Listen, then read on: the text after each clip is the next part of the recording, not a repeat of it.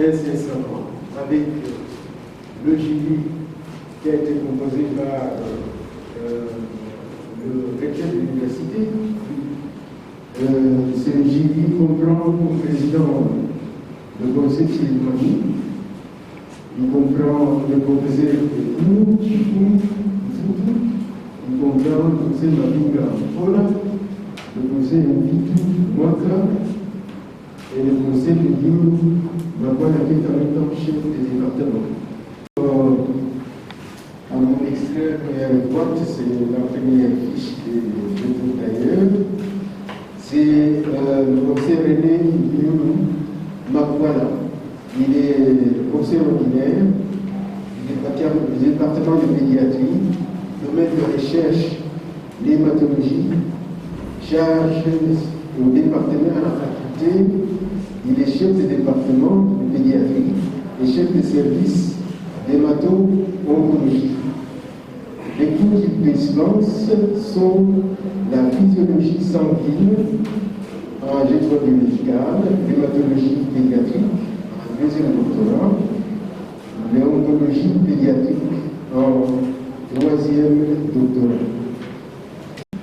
Elle est professeure associée, elle appartient également au département de pédiatrie, domaine de recherche de la néonatologie, et comme charge au département à la faculté, Madame est secrétaire chargée de la recherche dans le département de pédiatrie et membre également de notre commission CPMT, comité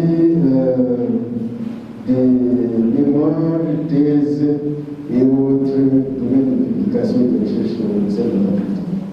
Les cours dispensés, c'est la sémiologie néonatale en deuxième doctorat médical. À ma droite, vous avez le professeur Koulou Mfoutou, professeur associé. Le département auquel il appartient, c'est également la pédiatrie, domaine de recherche, néphrologie pédiatrique et charge au département et à la faculté. Il est chef de service de néphrologie pédiatrique. Il dispense le cours de néphrologie pédiatrique, évidemment, en troisième doctorat. Et je signale que lui est en même temps donc, le secrétaire du jury. Il est directeur adjoint colonel des cliniques universitaires de Kinshasa, chef et chef de service pour dispenser l'anatomie pathologique spéciale. Voilà. Alors, nous avons devant nous le docteur Jérôme Badoka Kano, que nous avons l'honneur de vous présenter. Aujourd'hui, il est né à Ziro, le 24 janvier d'une certaine année. Il a entrepris des études primaires sanctionnées par un certificat d'études primaires en 1991 et des études secondaires sanctionnées par un diplôme d'État en 1997. En 2001, il est admis à la faculté de médecine de l'université d'Ouélé et obtient en 2010 les diplômes de docteur en médecine avec mention satisfaction. Le docteur Jérôme Badoka Kano a passé cet avant-midi une épreuve théorique et une épreuve pratique. C'est ainsi qu'il est autorisé à présenter devant le jury son mémoire de spécialisation intitulé Prise en charge du rétinoblastome universitaire de Kinshasa, expérience et la collaboration avec les groupes franco-africains de néphrologie pédiatrique. Le candidat aura de plus 45 minutes. Merci.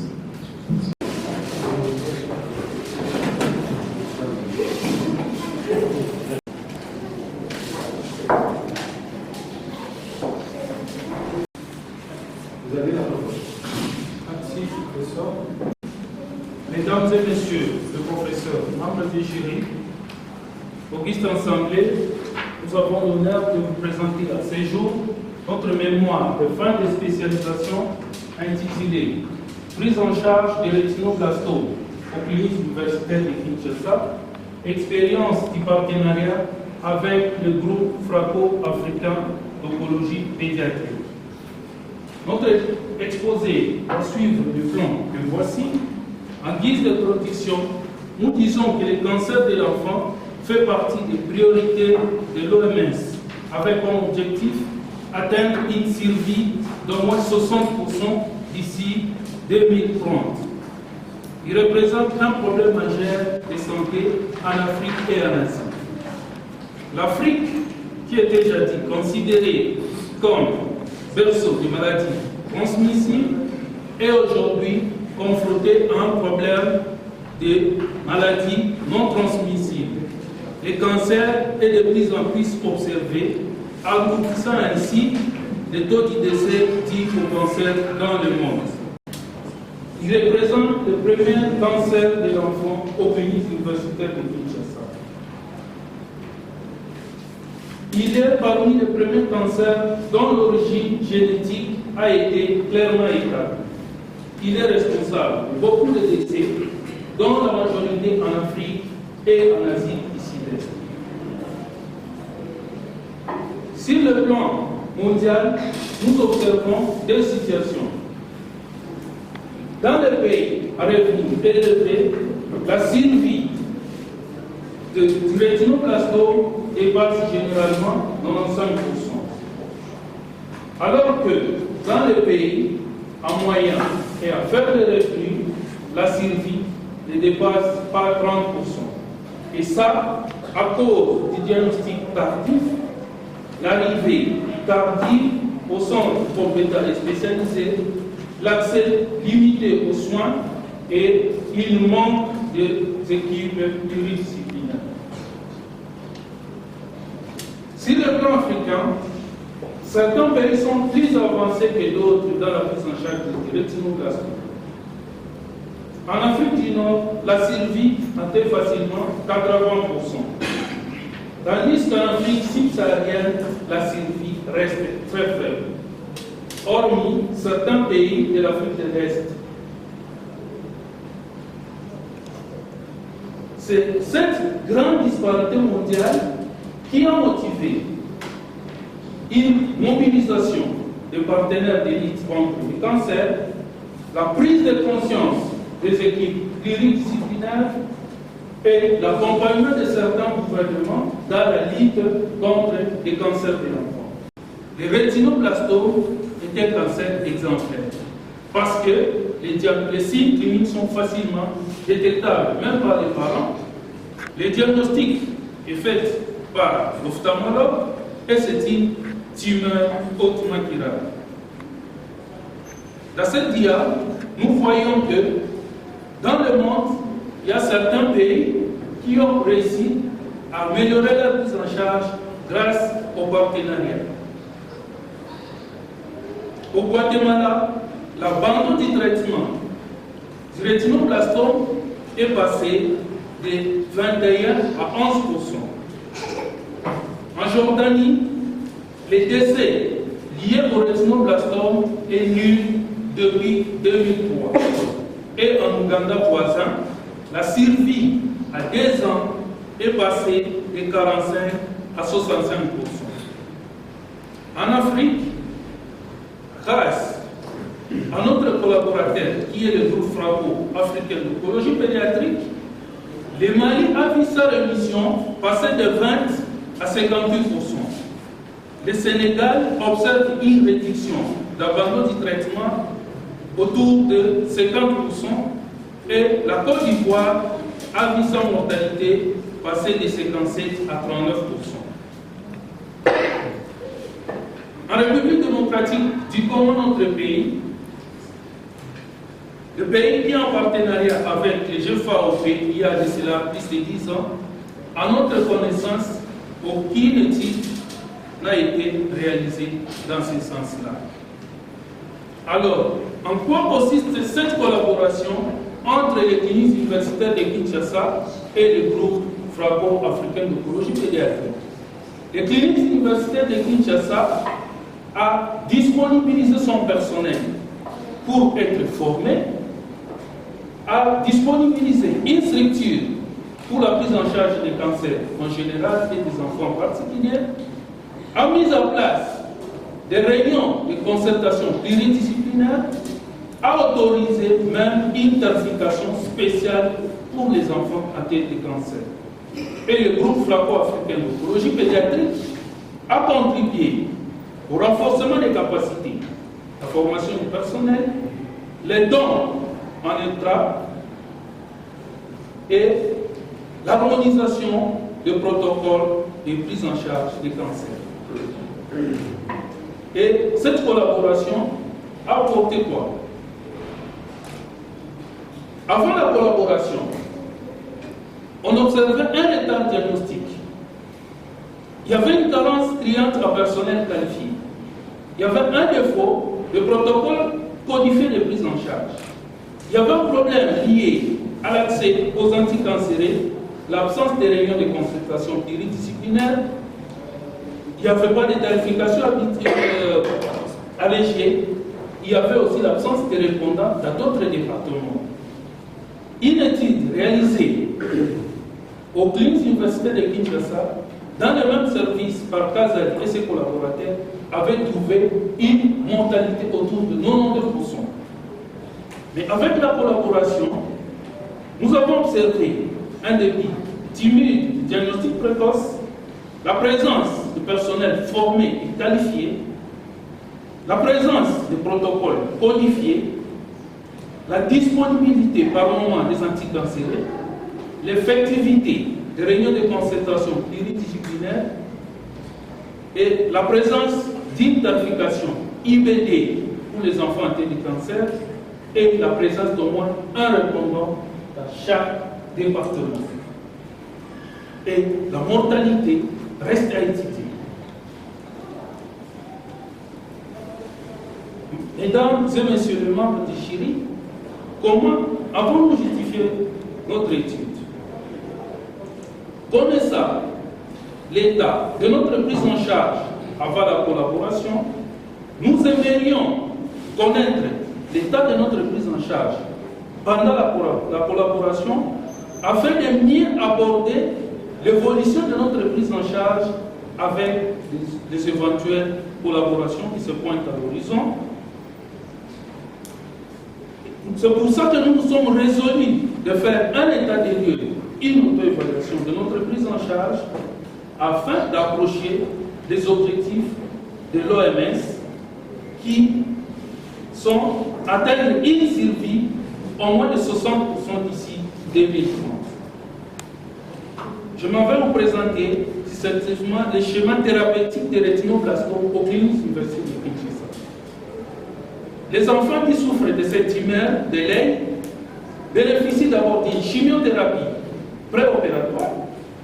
Après, ils bénéficient de l'énucléation, c'est que la chirurgie de l'œil, et puis une analyse histopathologique de cet œil-là. Ils vont encore poursuivre avec la chimiothérapie en post-opératoire.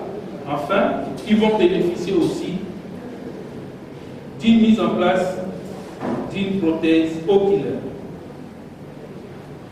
Monsieur le Président du jury, Mesdames et Messieurs les membres du jury, quels étaient nos objectifs?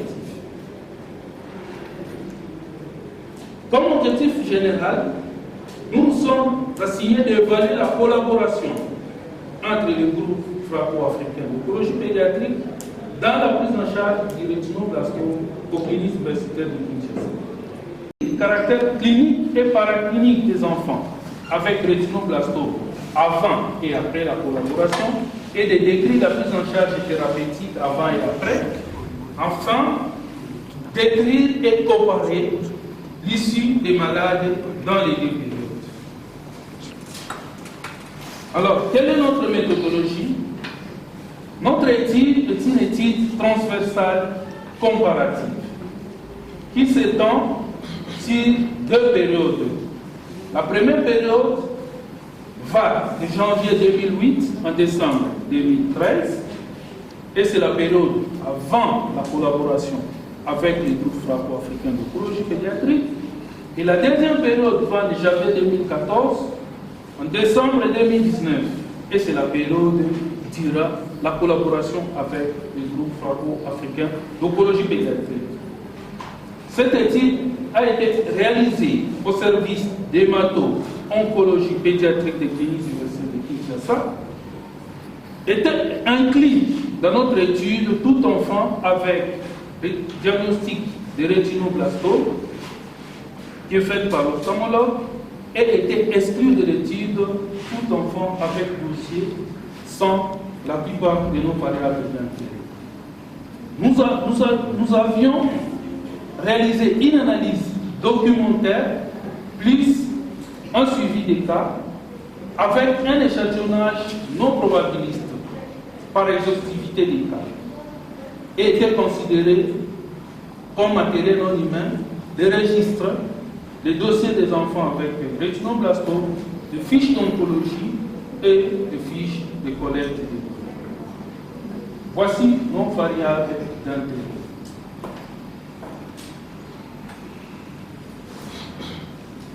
Est défini comme prise en charge antérieure le fait de bénéficier soit de la chimiothérapie, soit de l'énucléation avant l'arrivée des enfants aux cliniques universitaires de Kinshasa. Était considéré comme protocole non défini tout schéma thérapeutique non codifié. Était considéré comme abandon du traitement tout malade vit aux cliniques universitaires de Kinshasa enregistré mais qui est parti sans débuter ou terminer son traitement. Était considéré comme perdu de vue tout enfant traité à la fin, en fin de traitement, en rémission, mais qui est resté sans nouvelles 3 mois après un rendez-vous. Était considéré comme en rémission complète tout enfant avec absence des signes de la maladie à la fin du traitement et était considéré comme guérison dans notre contexte, l'absence des signes de la maladie 5 ans après la fin du traitement. Comment nous avons procédé? Nous avons réalisé une analyse documentaire, ce qui nous a permis d'identifier les enfants avec rétinoblastome dans les registres des cancers divers. Nous avons retrouvé les dossiers de ces enfants, ce qui nous a permis de recueillir des paramètres d'intérêt, et nous avons suivi les malades dans les 2 groupes. La première période était constituée des enfants ayant été suivis avant la collaboration, c'est-à-dire entre 2018 et 2013, et faisait partie de la deuxième période était faite des enfants et a été suivie pendant la période d'accessibilité au traitement. Les informations que nous avons recueillies lors de follow-up pour les malades qui étaient en rémission. Mais pour les malades qui vivaient hors Kinshasa, on a eu à réaliser des appels, d'effectuer des appels téléphoniques pour connaître l'état de santé de ces gens. Nos données étaient saisies sur les logiciels MPFO version 3.0, exportées sur les logiciels SPSS version 21.0. Les variables qualitatives étaient représentées sous forme de proportion et les variables quantitatives sous forme de médiane avec une quartile ou moyenne. Nous avons utilisé les tests statistiques courantes, le fichier exact ou le carré de Pearson pour comparer les proportions, les students pour comparer les moyennes et les tests de Human Display pour les médianes. La survie était estimée dans la courbe du Kaplan-Meier avec la régression logistique des cotes et les valeurs P inférieures à 0,5 étaient considérées comme statistiquement significatives. Nous avons reçu l'approbation du comité d'éthique de l'école de santé publique par les numéros que voici. Monsieur le Président du jury, Mesdames et Messieurs les membres du jury, voici nos résultats. Au cours de la période d'étude de 12 ans, nous avons suivi 113 patients sur un total de 154 avec un sexe ratio de 1,3. L'incidence de rétinoblastome était de 9 cas par an avec un pic observé en 2018. Dans cette première figure, nous allons vous montrer les tableaux qui montrent de nouveaux cas par année, de nouveaux cas de rétinoblastome.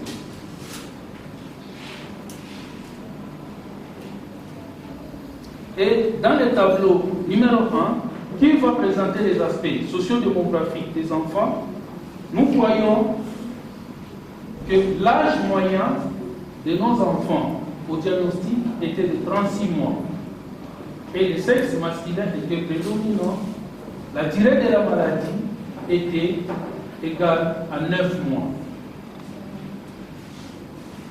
Dans le tableau numéro 2, où nous allons présenter les aspects cliniques, il ressort que l'exophthalmie est passé de 66% à la première période à 33% à la deuxième période, avec une différence qui était restée statistiquement significative.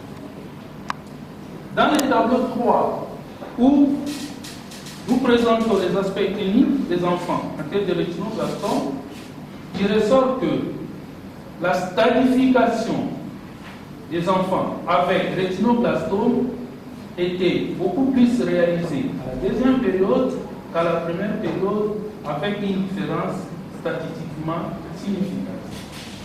Dans le tableau 5, où nous présentons les aspects paracliniques, nous voyons que le bilan d'excitation et le bilan paraclinique étaient beaucoup plus réalisés à la deuxième période d'études qu'à la première période, avec une différence qui est restée statistiquement significative. Et nous voyons que l'analyse histopathologique n'était pas du tout réalisée à la première période, comparativement à la deuxième période, avec une différence qui était statistiquement significative.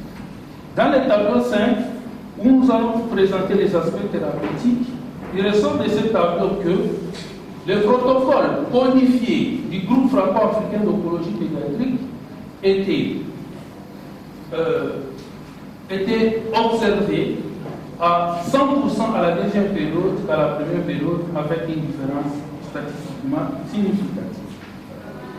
Et dans la figure numéro 2, nous allons vous montrer l'issue de nos malades dans les deux périodes d'études.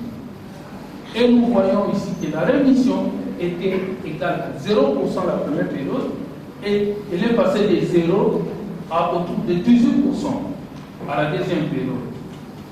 Les décès étaient égal à 43% à la première période et celui-là est passé à 38% à la deuxième période d'études. L'abandon du traitement était égal à 51% et il est passé de 51 à 44% à la deuxième période d'études, avec une différence statistiquement significative. Et dans la figure numéro 3, nous allons vous présenter la survie globale des patients atteints de rétinoblastome. Et il ressort de ce tableau que la probabilité de survie moyenne débit de la prise en charge était à 42 mois, avec une médiane de 35 mois dans les deux périodes. Dans la figure numéro 4, nous allons vous présenter la survie selon la latéralité de la tumeur. Et il ressort de ce tableau que la survie était significativement plus courte chez les enfants avec rétinoblastome bilatéral que chez ceux avec rétinoblastome unilatéral, avec une différence qui est statistiquement significative. Dans la figure numéro 5, où nous présentons la survie à fonction de la période de suivi, il ressort de cette figure que la survie était significativement plus courte à la première période, c'est-à-dire avant la collaboration avec le groupe franco-africain d'écologie pédiatrique, qu'à la deuxième période avec la collaboration du groupe franco-africain d'écologie pédiatrique, avec une différence qui était statistiquement significative. Monsieur le Président du jury, Mesdames et Messieurs les membres du jury, en résumé, qu'est-ce que nous pouvons vous dire? Nous voyons dans cette diapo, à la première période d'études, nous avons suivi 35 enfants malades sur les 56 qui sont passés au niveau du département. Et nous voyons que 20 malades sur 35 ont carrément abandonné les traitements. 15 malades sur les 35 étaient décédés au cours de traitement. Et à la fin du traitement, on a retrouvé aucun survivant. Tandis qu'à la deuxième période d'études, sur un total de 88 patients, nous avons suivi 78 malades. Et parmi les 78, 34 ont abandonné le traitement à cause de l'arrivée tardive, parce que la plupart de ces malades étaient déjà mis en palliatif. Et il y avait 30 qui sont décédés. Et à la fin du traitement, on s'est retrouvé avec 14 patients qui étaient en vie. Sur les 14, 12 ont malheureusement, 2 ont malheureusement présenté une réussite et qui sont décédés par la suite. 3 sont perdus de vue. Je signale que c'était des malades qui étaient venus de République centrafricaine. Après les traitements, en rémission, ils sont rentrés dans leur pays et on a pas su les contacter au téléphone. Mais jusqu'à ce jour, on a 9 malades qui sont vivants, en rémission, 3 ans pour certains, 4 ans pour d'autres. Monsieur le professeur, président du jury, mesdames et messieurs les membres du jury, comment nous avons discuté notre travail?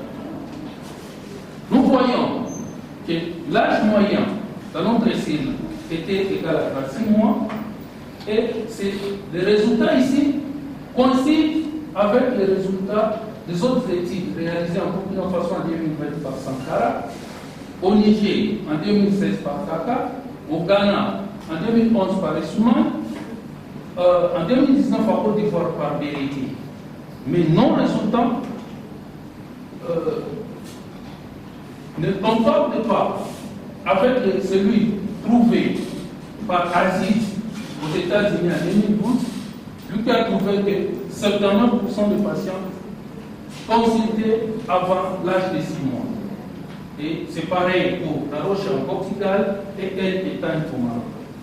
Comment nous justifions ça?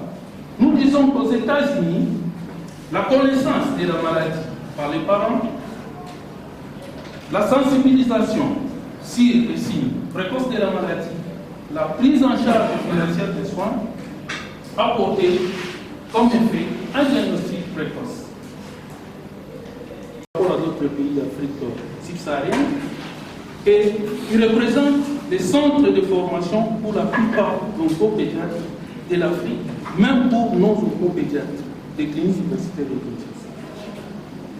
Les consultations ou les références tardives étaient la cause du diagnostic tardif pour les malades des cliniques universitaires de Kinshasa, comme les autres malades, comme dans d'autres pays d'Afrique subsaharienne.